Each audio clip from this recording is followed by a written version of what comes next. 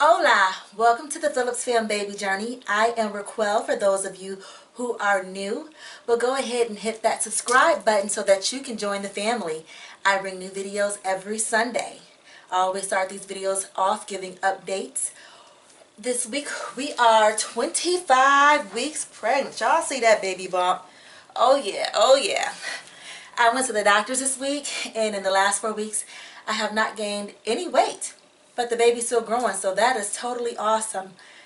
While I was at the doctor's, they gave me my glucose test, and I must admit I was kind of scared going in there because in those mommy groups I belong to on Facebook, everybody was posting these orange drinks and was talking about how thick it was and how intolerable it was to drink, and I'm thinking, oh my god, I may throw this thing up trying to drink it. But if you follow at Requill Phillips on Instagram, you'll see that the drink actually kind of just looks like a bottle of water. It was chilled and it tasted like a tropical punch Gatorade, so I had no issues getting it down. I typically eat a bowl of cereal for breakfast in the morning, and I eat sugary cereal like Frosted Flakes and Honey Nut Cheerios. So that morning I made sure that I didn't, because I didn't want it to kind of affect or bring up my blood level, my blood sugars. So I just ate bacon, eggs, and I had a croissant. But after I ate the croissant, I still freaked out like, oh my gosh, what if, there was a ton of sugar in there? But I scored an 86 on the test, and the max I could have scored was a 135. So I am well below the glucose level, so there is no gestational diabetes here, which is a great thing, because the thought of having to prick my finger on a daily basis and monitor what I eat would have been very cumbersome, especially since this baby was conceived via IVF. I have been pricked and prodded enough. I don't want any more shots. I don't want to be poked unless it is absolutely necessary. While I was at the doctor's, I also did some blood work, and I was low on iron. So I do have to take an iron supplement now. So I am taking my prenatal, my iron pill and fiber pills, because pregnancy can cause constipation. I'm trying to stay as regular as possible. The nesting phase has officially hit. Yesterday I did about 2 hours of yard work raking up leaves in our side yard. And everywhere I look in my house, I just see projects. And I will not be surprised if I spend the rest of my pregnancy prepping this house for this baby, because everywhere I look, I just see danger or this needs to be cleaned. But I'm happy to get ready for my little baby. But let's get into the real reason why you're here today. You want to know what are some of the essential items you should purchase or register for your new baby as a first-time mom. Because I was totally overwhelmed when I went to stores or looked online, because there are millions of products. And I'm like, how am I supposed to decide which one is the best one for my child? Because you want to make sure that whatever it is you're spending your money on is going to work how it's supposed to work and not cause danger to your child. So the first thing that we're going to talk about is the travel system, which typically consists of a car seat and a stroller. Now this was one of the more difficult decisions to make for me, because there's just so many options. Initially I had settled on getting a Requill Quick Connect jogging stroller, because there's a trail in my neighborhood, and I thought, like, to get back in shape, I can put the baby in the stroller, we can go running and have a great time. But after examining the stroller closer, I saw that the actual tires on the stroller required air. So what if I got a flat tire and I didn't have a pump? The stroller would not function properly, and that would not be good. Also, I couldn't figure out what would be the proper additional car base to purchase, since we want additional car base for my husband's car, so we don't have to take that part out anytime we switch cars. So that got crossed off the list. Then I looked at the Britax Agile B35 Safe System, something along that. Let me see, it's the Britax Agile B Safe 35. That's exactly what it's called, travel system. That is a highly rated car seat. And I'm thinking, okay, how can I go wrong with this? I went to the store and tried pushing that stroller. It had 3 wheels as well. I didn't go to the store to check out the Requill stroller. I just kind of read reviews and just did my own kind of research on it.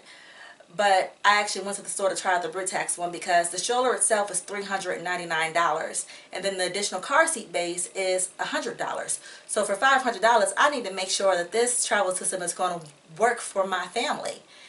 And I found that it was very cumbersome to maneuver that stroller with those three wheels. It just did not turn corners right. And in some of the reviews, it was saying that that front wheel that would lock sometimes, so that the stroller would just go straight, it would just lock randomly. So for $500, I thought that that was not going to be the answer. For my third choice, one of my friends had recommended an even flow sensor safe epic travel system, and essentially that car seat has a sensor that would alert me if I left the baby in the car. Now if you watch my parenting fears video, you'll know that is one of my fears since I live in Texas, leaving my baby in the car accidentally. And I thought, how cool would that be to be alerted that the baby's in the car? But I just could not find enough reviews on that car seat. Amazon had like 12 plus. They had a limited stock. There is only 7 in stock currently. I couldn't find one YouTube video of anybody who owned it. And so with that limited amount of information and just the one personal review, I thought, you know, as great as it sounds, I'm probably going to have to pass. Plus I couldn't find it in the store to test it out either. But I did end up going with the Even Flow Pivot Modular Travel System. Go ahead and check this out. Legacy, Mommy gonna be pushing you around soon in your little stroller. Yeah, I'm digging the Even Flow Pivot Modular System. Very easy to maneuver, and that car seat looks legit. There's the bassinet that it comes with that also converts to a toddler seat.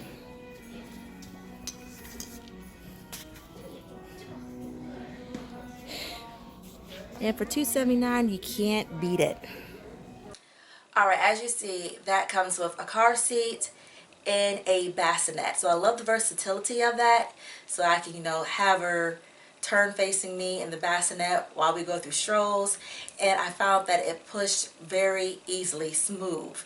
And that car seat looks like it is well cushioned all around, and it's been tested for rollovers. So overall, I think it's a very safe system. It has some great reviews on Amazon and some great YouTube videos on it.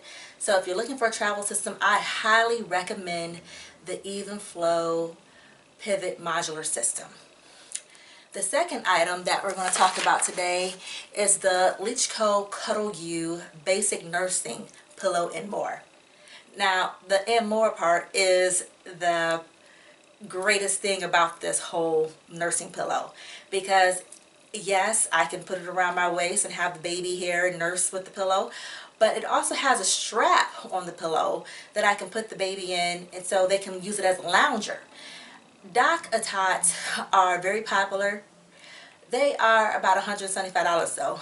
This doohickey is only $38, and it can be used for tummy time.